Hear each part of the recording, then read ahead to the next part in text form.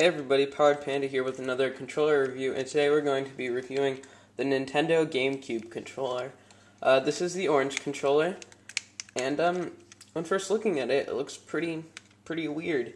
So basically, the Nintendo 64 controller, they just took this part out. If you didn't see my Nintendo 64 controller review, you should go check that out. I'll put a link in the sidebar over there.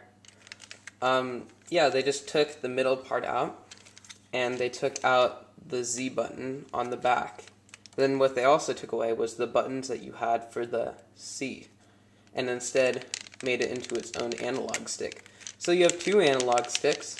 One is just the normal analog stick for moving, and I think that in most games, the C analog stick is used to change what view you have or the camera angle.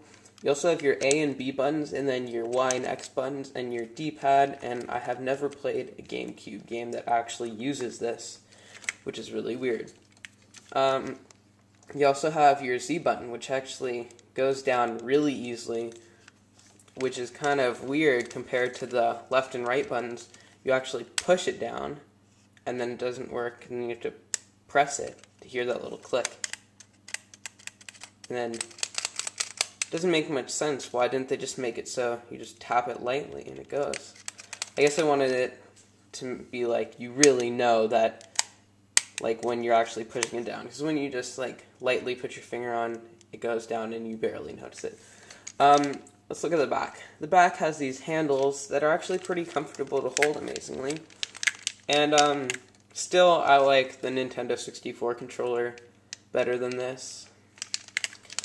One thing that I really don't like about this controller is that there's so many buttons, which really is confusing during the game. Oh yeah, they also have this start and pause button, which doesn't make sense that they put pause, since start usually pauses the game. Any gamer would know that. So yeah, that's basically the review for the Nintendo GameCube controller. Don't forget to subscribe for more reviews and more retro game reviews. See you next time. Bye.